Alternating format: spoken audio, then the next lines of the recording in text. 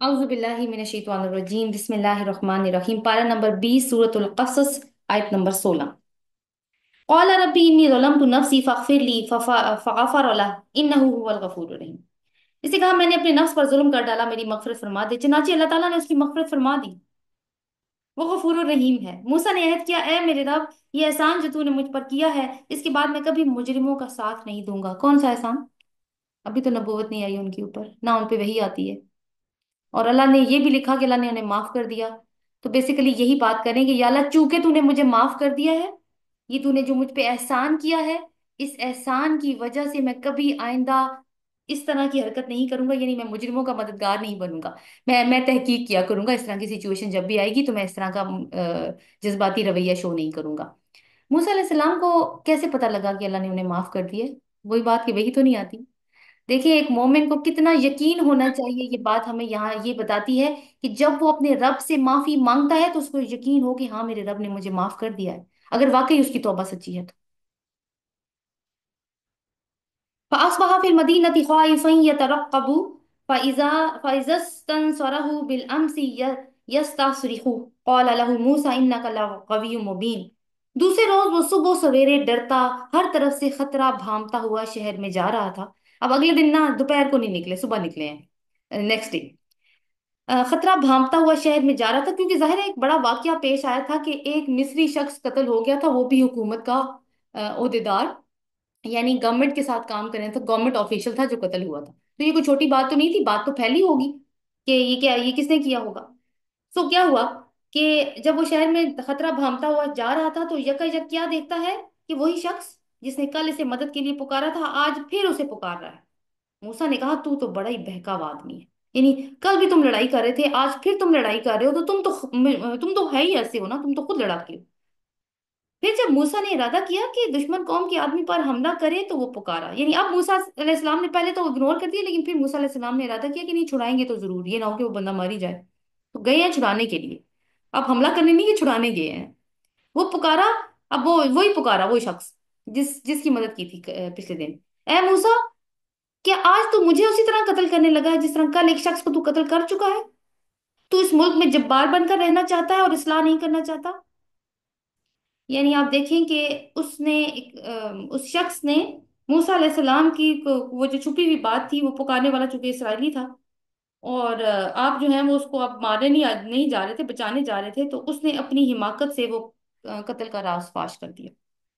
और ये एक चीज होती है कि एक तो क्रिमिनल मेंटेलिटी भी होती है कि अपने आप को बचाने के लिए किसी पे भी इल्जाम डाल दिया जाए, और दूसरी बात ये है कि गुलामी में रहकर इखलाकी हिस्स भी मर जाती है इंसान की। काफी अरसे से वो गुलाम है, बस उनको यही पता है कि किस तरीके से अपने आप को बचाया जाए, किसी भी तरीके से। ये चीज आ जाती है इंसान के अंदर। बहरहाल ये हो चुका है अब। तो इस्लाम इसके बाद एक आदमी, अब बात तो फैल गई कि मूसा अलैहिस्सलाम ने कत्ल किया है, लेकिन मूसा अलैहिस्सलाम चूंकि अब प्रिंस हैं, शहजादे हैं, इसकी अभी तक पकड़ नहीं आई। इसके बाद एक आदमी शहर के परले सिरे से दौड़ता हुआ आया और बोला, मूसा, सरदारों में तेरे कत्ल के मशवरे हो रहे हैं, यहां से निकल जा, मैं तेरा खैर खा हूं। ये शख्स कौन है? ये भी फिरौन के जनरल्स में से एक जनरल है। अच्छा, ये इसने ये नहीं कहा कि फिरौन तुम्हारे कत्ल का मंसूबा कर रहा है, क्योंकि फिरौन तो मोहब्बत करता है मूसा अलैहिस्सलाम, तो बेटा है उनका। क्या कहते हैं, सरदारों में तुम्हारे कत्ल के मशवरे हो रहे हैं, यानी सरदार कौन है? जो मूसा के दरबारी हैं, जो उसके जनरल्स हैं, उसमें कत्ल के मशवरे हो रहे हैं। और क्यों कत्ल के मशवरे हो रहे हैं? यानी वो चाहते हैं कि केस फिरौन तक ना पहुंचे और हम आउट ऑफ कोर्ट ट्रायल कर दें। वो क्या कहते हैं, वो जो कत्ल किया जाता है पुलिस मुकाबला बना के ना, जैसे सोर्ट ऑफ दैट, मुझे प्रॉपर वर्ड्स नहीं अभी आ रहे उसके। तो इस तरह से ना उसको कत्ल कर दें, इनकी ट्रायल ना हो और बहर बहर मार दें उसको। और वो कह रहा है कि मैं जो कि तुम्हारा खैर खाऊं, इसलिए मैं तुम्हें ये खबर देने आ रहा हूँ। वो ये क्यों कर रहे हैं, क्यों नहीं केस फिरौन के पास जाने दे रहे? उनको पता है कि फिरौन के पास केस गया तो फिरौन ने कोई नोटिस नहीं लेना इस चीज का। क्यों नहीं? और ये लोग नफरत करते हैं क्योंकि वो, उनको पता है कि ये गुलाम कौम से ताल्लुक रखता है। अब फिरौन ने इसको प्रिंस बना के, शहजादा बना के पाला है, तो हमें सुबह शाम good morning sir, good evening sir, इसके लिए दरवाजा खोलना पड़ता है, इसके आगे झुकना पड़ता है। तो करना तो वो ये नहीं चाहते, तो अंदर से क्या है, उनका हसद है, उनका गुस्सा है इसके ऊपर, तो इसलिए चाहते हैं कि भाई भाई से मार दे। तो मूसा अब क्या करें कि मैं तुम्हारा खैर खाऊं? बहरहाल मूसा अलैहिस्सलाम को ये खबर उसने पहुंचा दी। ये खबर सुनते ही मूसा डरता और सहमता निकल खड़ा हुआ, और उसने दुआ की, अपने रब से दुआ की कि या अल्लाह, एक सेकेंड। ए मेरे रब मुझे जालिमों से बचा। कौला रब्बी नज्जिनी मिनल कौमिज़ ज़ालिमीन, आयत नंबर 21, मुझे जालिम कौम से बचा। यानी एक चीज हम ये भी देखेंगे, मूसा अलैहिस्सलाम हर बात में अल्लाह को याद करते हैं। अभी पीछे उनसे गलती हो गई, यानी बंदा कत्ल हो गया, गलती से करना नहीं चाहते थे, अल्लाह को याद किया। यहाँ पे भी अब उनके ऊपर एक और मुसीबत आन पड़ी है, अल्लाह को याद कर रहे हैं। तो अब क्या है कि मूसा अलैहिस्सलाम वहां से अब निकल खड़े हुए हैं, और यानी उन्होंने अब शहर को छोड़ना है और उन्होंने कहीं और जाना है। जाहिर है वो कोई किसी तैयारी के साथ कोई बैग पैक करने नहीं कर सकते, बैग पैक करने के लिए भी उनको महल ही जाना पड़ना था। तो अब वो वहीं से निकलेंगे। मिस्र से निकलकर जब मूसा ने मदियन का रुख किया तो उसने कहा, अच्छा ये दुआ, सॉरी इसके बारे में एक बात नोट कर लीजिए, रब्बी नज्जिनी मिनल कौमिज़ ज़ालिमीन। ये वही दुआ है जो हम पढ़ेंगे आगे जाके, कि हजरत आसिया ने भी यही दुआ की थी फिरौन के बारे में, कि मुझे इस जालिम कौम से, उस शख्स से निजात दे, अल्लाह ताला से यही दुआ की थी। तो आप देखें कि माओ की तरबियत का कितना असर होता है बच्चों के ऊपर, कि माएं जो दुआएं करती हैं बच्चों के मुंह से भी वैसी ही दुआएं निकलती हैं। माँ बाप जो वोकेबलरी इस्तेमाल करते हैं, जिस स्टाइल से बात करते हैं, बच्चे उसको कॉपी करते हैं, इवन वोकेबलरी भी कॉपी करते हैं, मूव्स को कॉपी करते हैं, एक्सप्रेशंस को कॉपी करते हैं। तो वालिदैन का काम बड़ा ही केयरफुल होने का है। अच्छा जी, जब मूसा ने मदीन का रुख किया तो उसने कहा, उम्मीद है मेरा रब मुझे ठीक रास्ते पर डाल देगा। कौला आसा रब्बी अन यहदियनी सवा सबील। जब वो मदियन के कुएं, और मदियन मिस्र से मदियन की 8 दिन की मुसाफत थी, और पैदल चलकर जाना है उन्होंने, सहरा का सफर है। और जब वो मदियन के कुएं पर पहुंचा तो उसने देखा कि बहुत से लोग अपने जानवरों को पानी पिला रहे हैं। अब जहाँ मदियन में जो ही पहुंचे हैं तो एक कुआं उनको नजर आया, वहीं पे रुके हैं, और वहां पे जो सीन वो देख रहे हैं वही वही हम भी वही देख रहे हैं। बहुत सारे लोग अपने जानवरों को पानी पिला रहे हैं, उनसे अलग एक तरफ दो औरतें अपने जानवरों को रोक रही हैं। यानी मर्द जो है वो पानी पिला रहे हैं, खवातीन ने भी अपने जानवर पकड़े हुए हैं, लेकिन वो जानवरों को रोक रही हैं। जानवर पानी पीने के लिए बेताब हैं, लेकिन आप उनको कितना फोर्सफुली वो रोक रही होंगी। तो आप देखेंगे कि जैसे वो टग ऑफ वॉर चल रही होती है ना, उस तरह से यानी खवातीन के लिए बहुत मुश्किल हो रही थी। मूसा अलैहिस्सलाम को ये बड़ा अजीब लगा, उन्होंने पूछा, मूसा अलैहिस्सलाम ने इन औरतों से पूछा, यानी डायरेक्ट जाके बात की, क्या परेशानी है तुम्हारी। उन्होंने कहा, हम अपने जानवरों को पानी नहीं पिला सकती जबकि ये चरवाहे अपने जानवर ना निकाल कर ले जाएं, और हमारे वालिद एक बहुत बूढ़े आदमी हैं। यानी 2 जुमलों में सारी कहानी सुना दी, कि हमारा बाप बूढ़ा है, वो काम नहीं कर सकता, हमको घर से निकलना पड़ता है काम के लिए, लेकिन ये मर्द हमें हिरास करते हैं और हमें पानी नहीं पिलाने देते अपने जानवरों को, कि कहते हैं पहले हम पिलाएंगे। फसक़ालहुमा सुम्मा तवल्ला इला दिली फ़क़ाल रब्बी इन्नी लिमा अंज़लत अलैया मिन खैरिन फ़क़ीर। आयत नंबर 24, इसको भी अंडरलाइन करना है। रब्बी इन्नी लिमा अंज़लत अलैया मिन खैरिन फ़क़ीर, बहुत खूबसूरत दुआ। ये सुनकर मूसा अलैहिस्सलाम ने इनके जानवरों को पानी पिला दिया, और पानी पिला के उनको दे दिया। फिर एक साए में जा बैठा और बोला, परवरदिगार जो खैर भी तू मुझ पर नाजिल करे, मैं उसका मोहताज हूँ। यानी कुछ भी, एक तो मतलब इसका ये है कि कोई भी तू मुझे नेकी का मौका दे, क्योंकि वो नेकी का मौका ही देखने के लिए दोपहर के वक्त बनी इसराइल के पास जाया करते थे। और यहाँ पे भी देखें, जैसे ही इतने थके हुए आए हैं, नेकी का मौका मिला है, सख्त थकन के बावजूद उन्होंने खवातीन की मदद की है। और दूसरा मतलब ये भी हो सकता है कि परवरदिगार, मैं तो बिल्कुल खाली हाथ हूं, ना मेरे सर पे कोई आसरा है, ना मेरे खाने पीने का, कपड़े पहनने का कोई इंतजाम है। जो भी तू मुझे दे दे, मैं उस जो भी तू मेरी झोली में डाल दे, मैं उसका मोहताज हूँ। इसलिए ये दुआ बहुत खूबसूरत है, रब्बी इन्नी लिमा अंज़लत अलैया मिन खैरिन फ़क़ीर। अच्छा जी, अब ये तो कट हो गया, यहाँ से सीन खत्म हो गया। अब क्या हुआ आगे, फजाअतहु इहदाहुमा तमशी अला इस्तिहया। दोनों औरतों में से एक शर्मो हया के साथ चलती हुई इसके पास आई और कहने लगी, मेरे वालिद आपको बुला रहे हैं। यानी पहले 2 खवातीन थी, 2 बहनें थी, अब उनमें से एक आई है इनके पास। और ये बात नोट करने वाली है कि वो शर्मो हया से चल रही थी। वो आई, कहने लगी, मेरे वालिद आपको बुला रहे हैं ताकि आपने हमारे लिए जानवरों को जो पानी पिलाया है उसका अजर आपको दें। मूसा अलैहिस्सलाम ने अब बिल्कुल नहीं कहा कि नहीं नहीं, मैं तो बिल्कुल इस काम के लिए तो मैंने ये काम नहीं किया था, मैं तो आपसे कोई अजर नहीं चाहता, मेरा अजर तो अल्लाह के जिम्मे है, वही मुझे देगा। नहीं, उन्होंने नहीं कहा, वो चल पड़े हैं साथ, इसलिए कि उनको पता है कि मैंने थोड़ी देर पहले ये दुआ मांगी और मेरी दुआ का जवाब आ गया है। मूसा जब इसके पास पहुंचा तो अपना सारा किस्सा उसे सुनाया, और तो उसने कहा, कोई खौफ ना करो, अब तुम जालिम लोगों से बच निकले हो। यानी एक कातिल, एक भागा हुआ मुजरिम ये बता रहा है उनको कि मैं कत्ल करके भागा हूं, मेरी कौम मेरे पीछे है। लेकिन वो शख्स इतना फहमो फरासत वाला है, उन बच्चियों का बाप, कि वो समझ गया उनको उनको देख के कि ठीक है, जो बात ये बता रहा है वो वही सही है, यानी कोई ऐसी बात नहीं है कि मुझे धोखा दे रहा है। उन दोनों औरतों में से एक ने अपने बाप से कहा, अब ये बातें वो कर रहे हैं तो जाहिर है कि अंदर खवातीन सुन रही हैं वो बातें, वो जो दोनों बहनें हैं। उन दोनों औरतों में से उसने अपने बाप को बुलाया और क्या कहा, उसने अपने बाप से कहा, अब्बा जान, इस शख्स को उजरत पर रख लीजिए, बेहतरीन आदमी है जिसे आप मुलाजिम रखें, वही हो सकता है जो मजबूत और अमानतदार हो। यानी हमने इसकी मजबूती भी देखी है, کہ کس طریقے سے اس نے ہمارے جانوروں کو لیا، پانی پلایا اور واپس کر دیا، اور ہم سے کچھ مانگا نہیں بدلے میں، یعنی بے لوث ہو کے اس نے یہ کام کیا۔ خواتین کو اب وہ خواتین ورکنگ لیڈیز ہیں، وہ باہر آتی جاتی ہیں، ان کو انہوں نے اپنی معاشرے کے بھی ان مردوں کو دیکھا ہوا ہے جو ان کو ہراس کرتے ہیں، تو موسیٰ علیہ السلام ان کو بالکل الگ سے نظر آئے ہیں۔ سو اب انہوں نے اپنے فادر سے یہ بات کی کہ دو ان کے اندر یہ کوالٹیز ہیں، مضبوط بھی ہیں، امانت دار بھی ہیں۔ اس کے باپ نے موسیٰ علیہ السلام سے کہا، اب باپ باہر آیا تو اس نے موسیٰ علیہ السلام سے آپ دیکھیں کہ بات کیا کی ہے۔ قال انی اريد ان انكحك احدى ابنتي هاتين على ان تاجرني ثماني حجج۔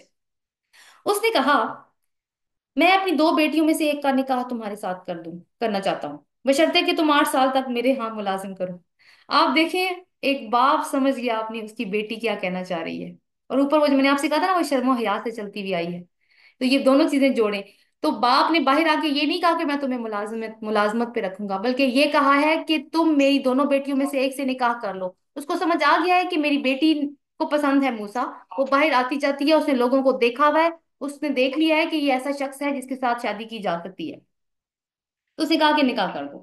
تو اس طرح کی سچویشن اگر کبھی ہو سکتی ہے، اس میں آپ دیکھیں کہ دونوں کے درمیان میں جو بات ہو رہی ہے وہ بالکل ڈائریکٹ بات ہو رہی ہے، کوئی ایسی اس طرح کی گفتگو نہیں ہے، دونوں کے بیچ میں جو بات ہوئی اللہ تعالیٰ نے ہمیں وہ سنوائی ہے۔ دوسری بات یہ ہے کہ فوراً سے والدین کی انوالومنٹ ہے اس کے اندر۔ سو دس اس طرح کی سچویشن اگر ہے زندگی میں ہو سکتی ہے تو والدین کو اس بارے میں سوچنا چاہیے۔ لیکن یہ ہے کہ دوسری طرف دوسروں کے لیے بھی حکم ہے، بچوں کے لیے بھی، کہ انہوں نے اپنی لمٹس کو کس طریقے سے آبزرو کرنا ہے۔ سو بشرطے کہ تم 8 سال تک میرے یہاں ملازم کرو، اگر 10 سال پورے کر دو تو یہ تمہاری مرضی ہے۔ میں نے ایک لفظ پہ غور دیا، حجج۔ حجج حجتن سے ہے، حج۔ اب یہ مدین گئے ہیں، اور مدین عرب میں ہے، اور عرب میں مکہ ہے، اور مکہ میں کعبہ ہے، تو موسیٰ علیہ السلام کو وہ کہہ رہے ہیں کہ تم نے اصل میں 8 حجوں کے سیزن تک میرے پاس رہنا ہے، اس بندے نے یہ کہا ہے، یا 10 پورے کر لو۔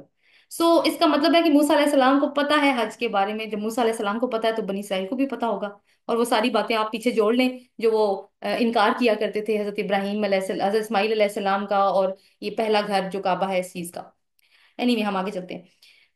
اچھا جی، اس نے کہا تمہاری مرضی ہے، 10 سال پورے کر دو تو تمہاری مرضی ہے، میں تم پر سختی نہیں کرنا چاہتا، یعنی ایک طرح کی ایک ڈیل سائن ہو رہی ہے دونوں میں کہ حق مہر یہ ہوگا کہ تم نے یہاں پہ رہنا ہے 8-10 سال، تم انشاءاللہ مجھے نیک آدمی پاؤ گے، یعنی انہوں نے کمفرٹیبل کیا ان کو۔ موسیٰ نے جواب دیا، یہ بات میرے اور آپ کے درمیان طے ہو گئی، ان دونوں مدتوں میں جو بھی پوری کروں اس کے بعد مجھ پر کوئی زیادتی نہیں ہوگی، اور جو قول و قرار ہم کر رہے ہیں اللہ اس پر نگہبان ہے، یعنی اللہ تعالیٰ تو ویسے ہی ہر وعدے کے اوپر نگہبان ہوتا ہے، سو ہم اس کے اوپر پورا یقین کرتے ہیں۔ تو مہر کی ڈیل بھی آپ دیکھیں گے، مہر کی ڈیل عام طور پر کیا ہوتا ہے کہ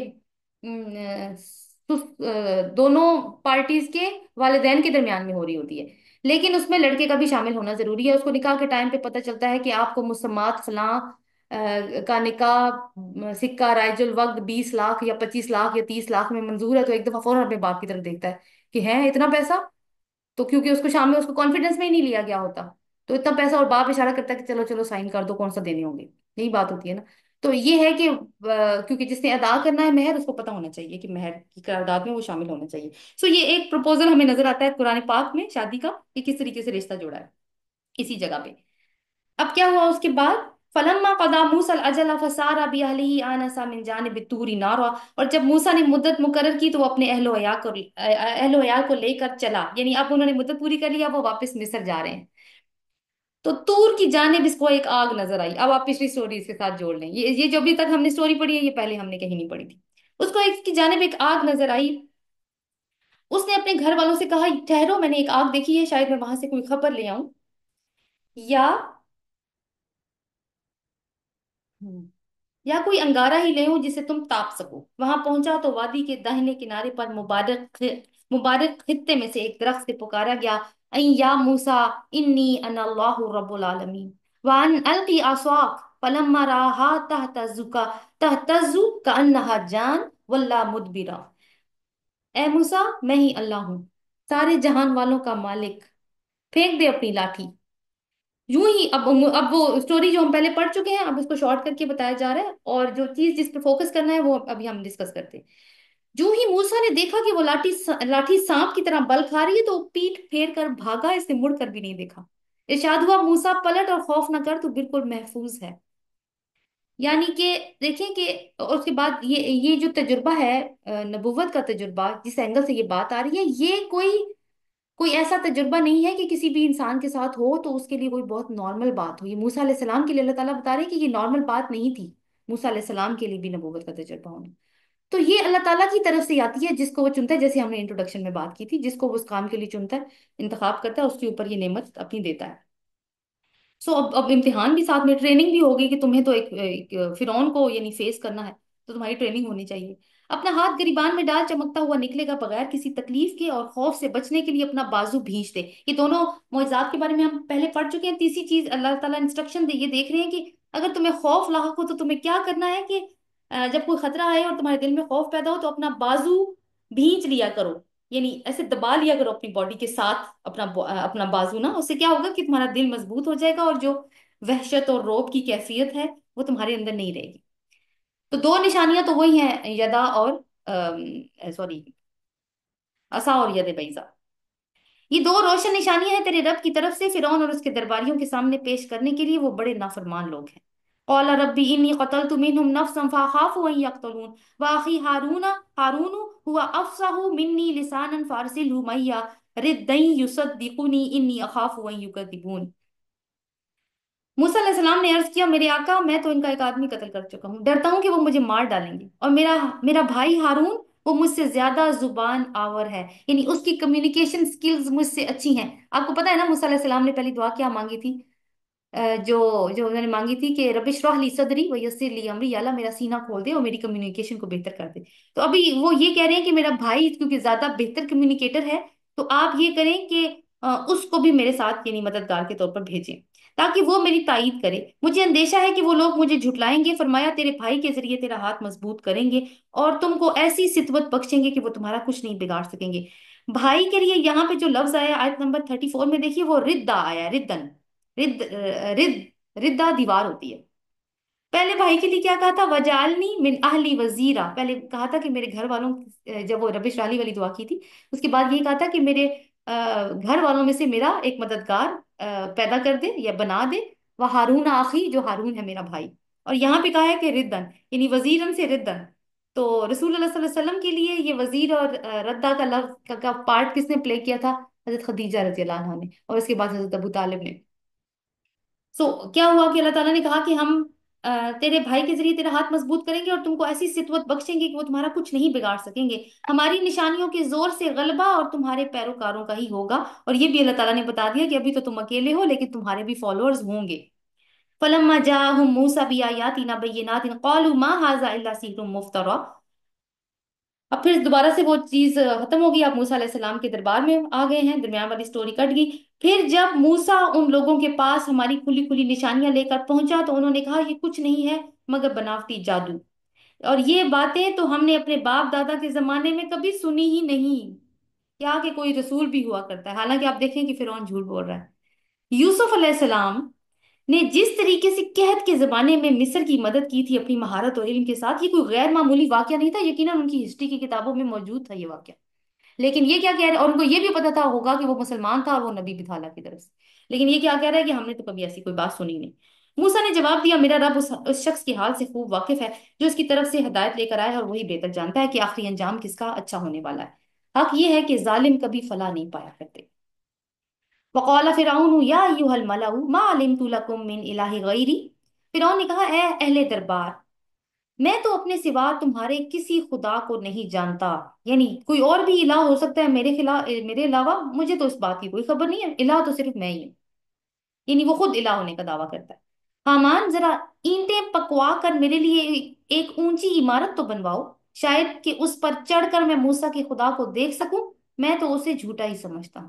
یعنی اس کے لیے یہ ایک مذاق تھا، وہی اس کے لیے مذاق تھی، اور اللہ کی ذات اس کے لیے جھوٹ تھی. اور یہی کیوں کہا، حامان کا ذکر دیکھیں آیا نا، پکی ہوئی اینٹوں سے ایک عمارت بنوا، ایک لمبا سا ستون بنوا، میں اس پہ چڑھوں. کیونکہ وہ کنسٹرکشن کا منسٹر تھا نا، اس کو وہی والی ڈیوٹی دے رہا ہے یہاں پر. اور کیوں کہہ رہے ہیں کہ اونچی عمارت بنوا، میں وہیں پہ چڑھ کے کیوں دیکھوں؟ کیونکہ اس کو پتا تھا کہ موسیٰ علیہ السلام طور پہ چڑھ کے اللہ تعالیٰ سے بات کرتے ہیں. تو اس نے کہا کہ میں طور پہ تو نہیں چڑھوں گا کیونکہ وہاں پہ تو موسیٰ چڑھتا ہے، تو میری تو یہ شان نہیں ہے. تو میں کیا کروں گا، میں اپنے لیے الگ عمارت بنواؤں گا کیونکہ وہ تو خود الہ ہے. اس نے اور اس کے لشکروں نے زمین میں بغیر کسی حق کے اپنی بڑائی کا گھمنڈ کیا اور سمجھے کہ انہیں ہماری طرف کبھی پلٹنا نہیں ہے. यानी उनको कोई खौफ नहीं था। आखिरकार हमने इसे और इसके लश्करों को पकड़ा और पानी में डुबो दिया। यहाँ पे अल्फाज देखिए, देखने की जरूरत होगी हमें, जो जो ये आयत है 40 नंबर। फाखज़नाहु व जनूदहु फनबदनाहु फिल यम। यम का ही लफ्ज आया था जब अल्लाह ताला ने मूसा अलैहिस्सलाम की माँ को वही की थी कि जब तुम्हें खौफ हो तो उसको यम में फेंक देना, यानी पानी में फेंक देना। अब दूसरी दफा भी पानी का ही जिक्र आया है। तो पहले मूसा अलैहिस्सलाम के लिए था, यानी मूसा अलैहिस्सलाम का दरिया में फेंका जाना या समंदर का जो भी, और अब फिरौन की मौत का, वो तो जिंदगी लेके आया था मूसा अलैहिस्सलाम के लिए, और ये वाला यम जो है वो मौत का परवाना लेके आया फिरौन के लिए। अब देख लो इन जालिमों का क्या अंजाम हुआ। हमने उन्हें जहन्नुम की तरफ दावत देने वाले इमाम बना दिया, यानी कि वो खुद भी जहन्नमी हुआ, और अपने उसने कौम की सही तरह से गाइड भी नहीं किया, अपनी कौम को गलत तरीके से उनकी उनकी लीडरशिप की है, यानी उनको गलत रास्तों पर डाला है। अब उन्हीं को लेके चला जाएगा जहन्नुम में, और कयामत के रोज वो कहीं से कोई मदद ना पा सकेंगे। हमने इस दुनिया में इसके पीछे लानत लगा दी, और कयामत के रोज वो बड़ी बदसूरती में मुब्तला होंगे। पिछली नस्लों को हलाक करने के बाद हमने मूसा को किताब अता की, लोगों के लिए बसीरतों का सामान बनाकर और रहमत बनाकर, शायद कि ये लोग सबक हासिल करें। यानी अल्लाह ताला ने वही वाली बात अल्लाह ताला दोबारा से बता रहे हैं कि हर नस्ल को जब कोई भी कौम जिसके ऊपर हिदायत आती है, वो रसूल आता है, किताब आती है, वो इनकार करती है। उसके बाद वो जब इनकार करते हैं तो उन पे अजाब आता है। उसके बाद अल्लाह ताला एक नई कौम पे नया रसूल भेजते हैं, और यही वाला सिलसिला रिपीट होता है, शायद के लोग सबक हासिल करें। अल्लाह ताला ये किससे बार बार सुना भी रहे हैं। आगे जो आयत आ रही है 44 से 60 तक, तो उसमें ये रसूल सल्लल्लाहु अलैहि वसल्लम से खिताब है कि जिस तरह मूसा अलैहि सलाम को नबूवत और किताब दी गई, इसी तरह मोहम्मद सल्लल्लाहु अलैहि वसल्लम आप भी रसूल हैं, और ये एक रहमत है अल्लाह ताला की तरफ से आपके ऊपर। और यानी जो उन लोगों के लिए भी रहमत है जो उसकी कदर करेंगे, और जो कदर नहीं करेंगे जाहिर है उनको इख्तियार है, हाथ तो किसी का नहीं पकड़ा, मगर आखिरत का वादा उनके लिए नहीं होगा। तो अब ये आर्ग्यूमेंट आ रहा है कि मोहम्मद सल्लल्लाहु अलैहि वसल्लम आप भी उसी तरह रसूल बना के भेजे गए जिस तरह मूसा अलैहि सलाम को भेजा गया था। वमा कुंता बिजानिबिल गरबी इज़ क़दैना इला मूसा अल-अम्र वमा कुंता मिनश शाहिदीन। ए नबी सल्लल्लाहु अलैहि वसल्लम, तुम उस वक्त मगरबी गोशे में मौजूद नहीं थे। ये मगरबी गोशे से मुराद तूरे सीना और वो जो हिजाज के मगरब की तरफ वाक़या इलाका है, तूरे सीना वाला। तुम उस वक्त मगरबी गोशे में मौजूद नहीं थे जब हमने मूसा को ये फरमान शरीयत अता किया। यानी तूर पे क्या अता किया था अल्लाह ताला ने, तौरात। तो आप वहां पे मौजूद नहीं थे, अल्लाह अल्लाह ताला नबी सल्लल्लाहु अलैहि वसल्लम को ये कह रहे हैं।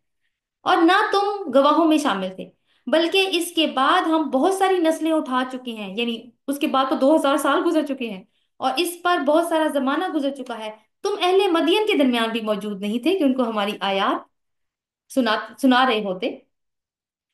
मगर उनके भेजने वाले हम हैं। तुम तूर के दामन में भी मौजूद नहीं थे उस वक्त जब हमने मूसा को पहली बार पुकारा था, और मगर ये तुम्हारे रब की रहमत है। क्या रिसालत, यानी हजरत मोहम्मद सल्लल्लाहु अलैहि वसल्लम की रिसालत का इस बात यहाँ से हुआ है ना। ये तीन बातें अल्लाह ताला ने फरमाया है कि मोहम्मद सल्लल्लाहु अलैहि वसल्लम सच्चे नबी होने की दलील के तौर पर आए हैं, और लोगों को भी यही बात बताई जा रही है कि देखिए आपको तो ये बातें खुद से मालूम नहीं थी ना कि ये कुछ हो चुका है पहले। कौन बता रहा है आपको? ये आपको अल्लाह ताला बता रहा है, जो किस बात की दलील है कि आप अल्लाह के रसूल हैं। अल्लाह ताला आपको वही के जरिए इन बातों के बारे में इन्फॉर्म कर रहा है, ताकि तुम उन लोगों को मुतनब्बे कर दो जिनके पास तुमसे पहले कोई मुतनब्बे करने वाला नहीं आया। किन लोगों को? मक्का वालों को, क्योंकि उनके पास कोई भी रसूल नहीं आया था।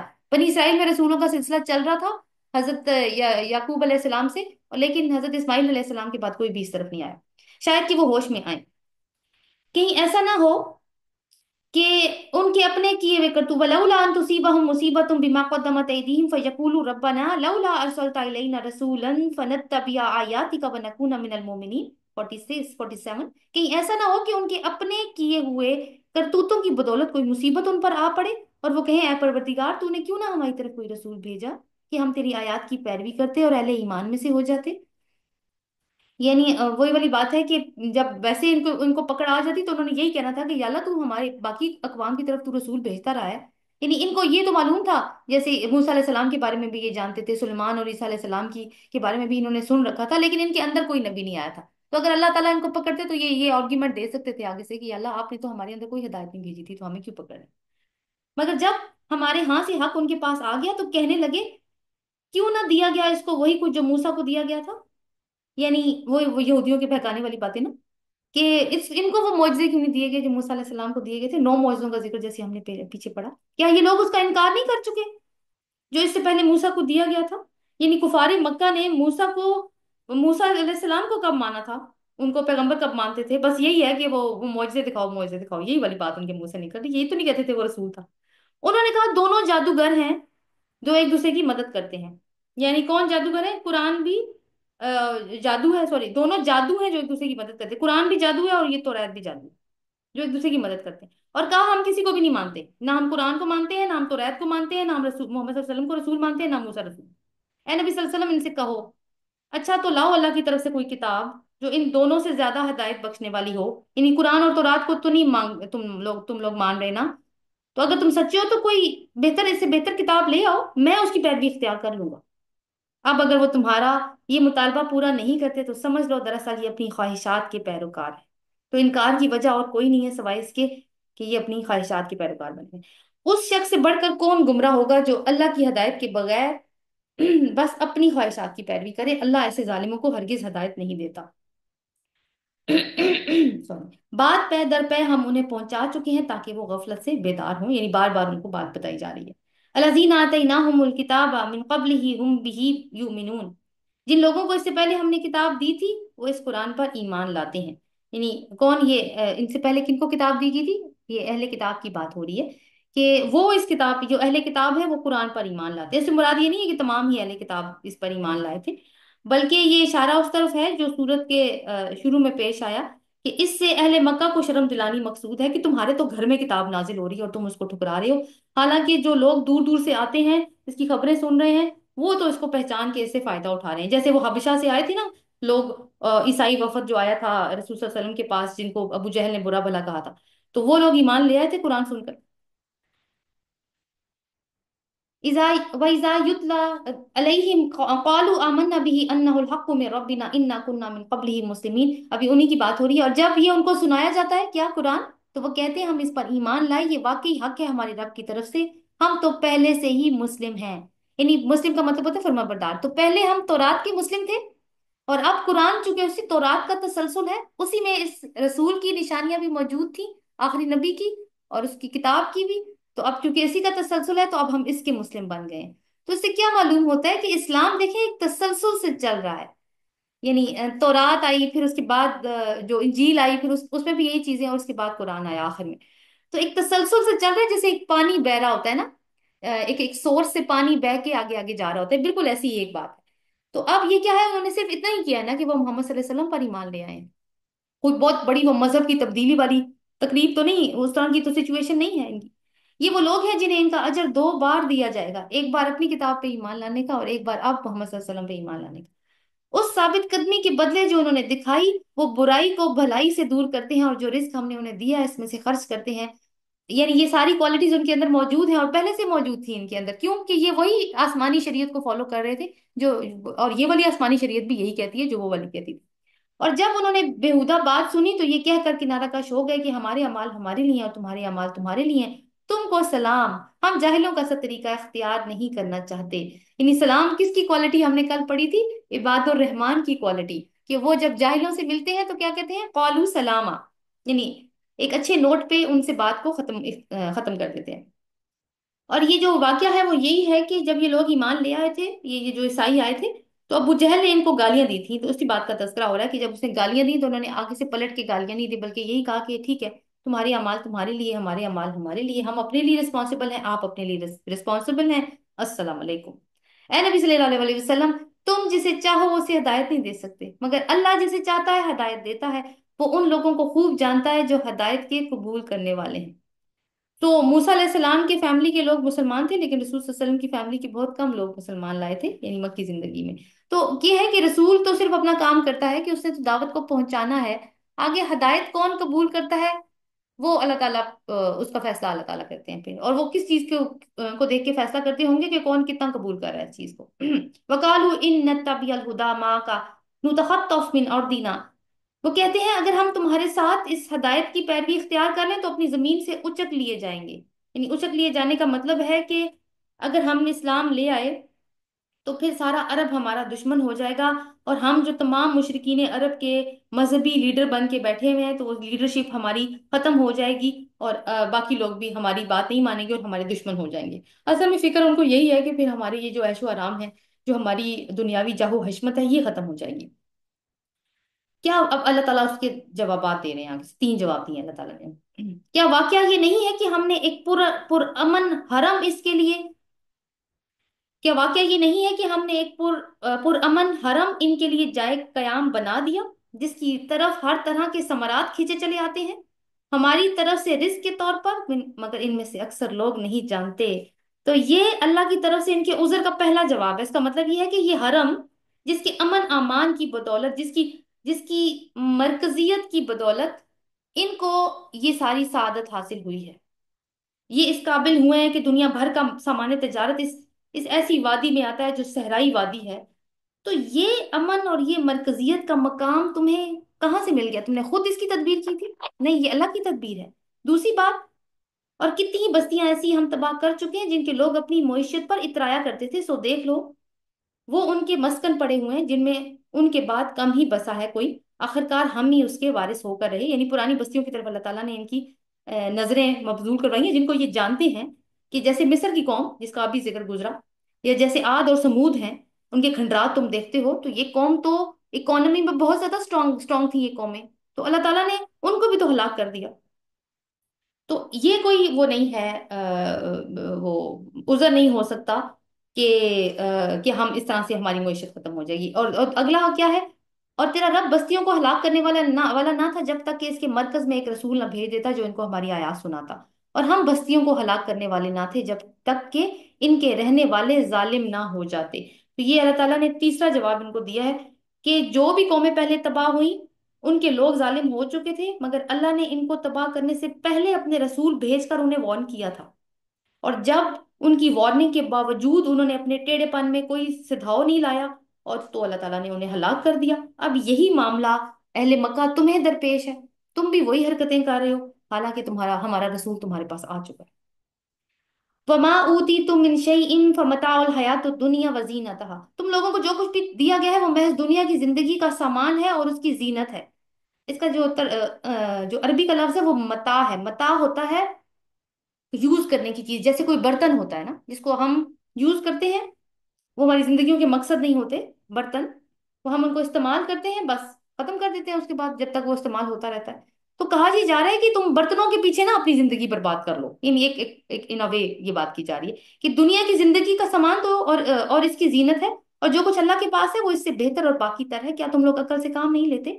بھلا وہ شخص جس سے ہم نے اچھا وعدہ کیا ہو اور وہ اسے پانے والا ہو، کبھی اس شخص کی طرح ہو سکتا ہے جسے ہم نے صرف حیات دنیا کا سر و سامان دیا ہو اور پھر وہ قیامت کے روز سزا کے لیے پیش کیا جانے والا ہو؟ تو اصل میں بات جو سوچنے کی یہ ہے وہ ہمارے لیے بھی کہ ہماری کیا ترجیحات ہیں، دنیا یا آخرت؟ تو نتیجہ تو ہماری ان ترجیحات کے مطابق ہی نکلنے والا ہے آخر میں۔ اگلی جو آیات آ رہی ہیں یہاں تک وہ والا مضمون کلوز ہو گیا۔ آپ 62 سے 75 تک یہ ہے کہ آخرت کے پرسپیکٹو میں جو شرکا ہیں اور جو شرک ہے اس کی تردید آ رہی ہے۔ وَيَوْمَ يُنَادِيهِمْ، اب یہ جو مضمون ہے نا اس کو نوٹ کر لیں کہ دنیا کی زندگی محض یہ جو دنیا کی زندگی ہے یہ اس کی جو زینت ہے یہ بہت ٹیمپریری ہے۔ یہ آخر میں جا کے نا جب ہم قارون کے بارے میں بات کریں گے تو وہاں جا کے یہ مضمون پھر سے جڑے گا۔ ابھی قیامت والا نقشہ شرک کی حقیقت کو کھولنے کے لیے۔ وَيَوْمَ يُنَادِيهِمْ فَيَقُولُ أَيْنَ شُرَكَائِيَ الَّذِينَ كُنتُمْ تَزْعُمُونَ، اس دن جب کہ وہ ان کو پکارے گا اور پوچھے گا کہاں ہے میرے وہ شریک جن کا تم گمان کیا کرتے تھے، یعنی جن کے بارے میں تم گمان کرتے تھے کہ وہ ہمیں بچا لیں گے۔ یہ قول جس پر چسپاں ہوگا وہ کہیں گے، یعنی وہ شریک بولیں گے، وہ باطل معبود آپ جواب دیں گے اللہ کو۔ کیا جواب دیں گے؟ اے ہمارے رب، بے شک یہی لوگ تھے جنہوں نے ہم کو گمراہ کیا، انہیں ہم نے اسی طرح گمراہ کیا جیسے ہم یہ بے شک یہی لوگ ہیں جن کو ہم نے گمراہ کیا تھا، یعنی وہ مان جائیں گے کہ ہاں جی ہم لیڈر تھے، ہم نے ان کو گمراہ کیا تھا، انہیں ہم نے اسی طرح گمراہ کیا جیسے ہم خود گمراہ ہوئے۔ یعنی خود گمراہ ہونے کا مطلب کیا ہے کہ نسل در نسل یہ سلسلہ چل رہا ہے، ہمیں کسی نے گمراہ کیا، ہم نے آگے سے گمراہ کرنا شروع کر دی، یعنی وہ شیطان جن اور انس جن کو دنیا میں اللہ کا شریک بنایا گیا تھا، اور ان کے بارے میں یہ جنہوں نے رسولوں کی بات کو رد کیا، جب انہوں نے رد کیا تو ان کی اولاد نے بھی رد کیا، آگے سے ان کی اولادوں نے بھی رد کیا، تو ہمیشہ سے یہی سلسلہ چلا ہے۔ ہم آپ کے سامنے برات کا اظہار کرتے ہیں، یہ ہماری بندگی تو نہیں کرتے تھے، اصل میں کیا کرتے تھے، تو اپنے نفس کے غلام تھے، ان کو اپنے فائدے مطلوب تھے، اس لیے یہ ہمارے پاس آتے تھے۔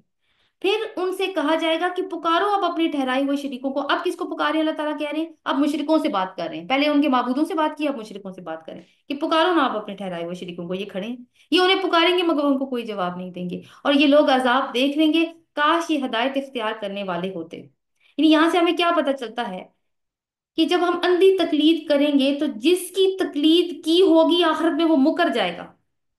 معاشرے اور خاندان کے پریشر میں آ کر ہم اللہ کے احکام کی حکم عدولی کر دیتے ہیں، تو آخر میں جب، اور ہم کیا کرتے ہیں، معاشرے اور خاندان کے جو ریتی رواج ہوتے ہیں ان کو فالو کر دیتے ہیں، اللہ کا حکم پس پوچھ ڈال دیتے ہیں پریشر میں آ کے، تو کیا ہوگا آخر میں؟ یہ معاشرہ اور خاندان دونوں مکر جائیں گے اور ہم اکیلے رہ جائیں گے۔ ہماری زندگی ویسے بھی کس بات پہ زیادہ گھومتی ہے؟ لوگ کیا کہیں گے، یہ نہ کیا تو لوگ کیا کہیں گے، تو پھر لوگ تو کہتے ہی رہتے ہیں نا، لوگ تو نہیں بند ہوتے کچھ بھی کہنا، وہ تو کہتے رہتے ہیں، لیکن یہ سوچیں کبھی یہ سوچا ہے یہ کر لیا تو اللہ کیا کہے گا؟ اور کہے گا کیا؟ آخر میں فیس بھی کرنا ہے ایسا ہی، تو عقل مندی کس بات کی ہے پھر کہ اس متاع کو چھوڑیں، اس چیز کی تیاری کریں جس میں ہمیشہ رہنا ہے ہم نے۔ ماذا اجبتم المرسلین، اور جو رسول بھیجے گئے تھے انہیں تم نے کیا جواب دیا تھا؟ یعنی رسول تمہارے پاس طرف آئے تھے میری ہدایت لے کے، بتاؤ کیا جواب دیا تھا تم نے ان کو؟ اللہ تعالیٰ پوچھ رہے ہیں۔ اس وقت کوئی جواب ان کو نہ سوجے گا اور نہ یہ آپس میں ایک دوسرے سے پوچھ ہی سکیں گے۔ یہ بڑا نفسیاتی ایک انسانی معاملہ ہوتا ہے کہ کوئی واقعہ ہوتا ہے نا، بندہ پوچھتا ہے کیا ہوا ہے، اچھا کیا ڈیٹیل تھی اس کی بتاؤ مجھے، ایک کیوریوسٹی۔ لیکن اب کیا ہے، اب آپس میں کھڑے اکٹھے ہیں لیکن بات نہیں کر سکتے، پوچھ نہیں سکتے ایک دوسرے سے۔ البتہ جس نے آج توبہ کر لی اور ایمان لے آیا اور نیک عمل کیے، وہی یہ توقع کر سکتا ہے کہ وہاں فلاح پانے میں ہوگا۔ تو اللہ تعالیٰ جو ہمیں کی پکڑا رہے ہیں نا آج کے سوچنے کی، وہ کیا ہے کہ آج ہی موقع ہے، آج کا دن قیمتی ہے، آج ہی سے ہمیں فائدہ اٹھانا چاہیے۔ وَرَبُّكَ يَخْلُقُ مَا يَشَاءُ وَيَخْتَارُ وَمَا كَانَ لَهُمُ الْخِيَرَةُ سبحان اللہ وتعالی عما یشرکون۔ تیرا رب پیدا کرتا ہے جو کچھ چاہتا ہے، وہ منتخب کر لیتا ہے۔ یہ انتخاب ان لوگوں کے کرنے کا کام نہیں ہے۔ کیا منتخب کر لیتا ہے؟ وہ اپنے رسولوں کو منتخب کر لیتا ہے، اور یہ انتخاب جو ہے وہ انسان نہیں کیا کرتے، یعنی لوگوں کا یہ عذر کہ ان دفعہ کہ اللہ نے منتخب کرنا ہے تو ہم تو بے بس ہیں، تو پھر ہاں ہم ایک بات بھول جاتے ہیں اس میں کہ ہم بے بس نہیں ہیں۔ اللہ تعالیٰ نے ایک تو ہمیں سورہ حج میں بتا دیا کہ اللہ تعالیٰ نے امت مسلم تو منتخب کیا ہے، اور دوسری بات ہے کہ اللہ تعالیٰ نے پوری انسانیت کو بھی منتخب کیا ہوا ہے آدم کی اولاد بنا کر۔ آدم کو چنا، اس کی اولاد کو خلیفہ بنا کے اس دنیا میں بھیجا، وہ سارے چنے چنائے لوگ ہیں پہلے کے۔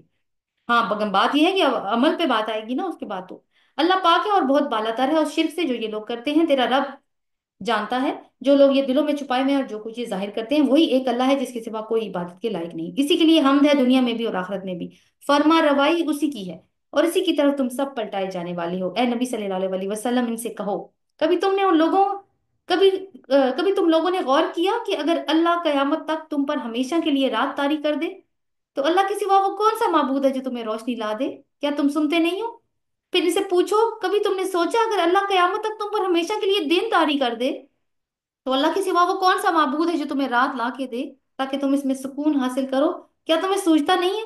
آپ دیکھیں یہ کتنے سمپل آرگیومنٹس ہیں جو یہاں پہ اللہ تعالیٰ دے رہے ہیں۔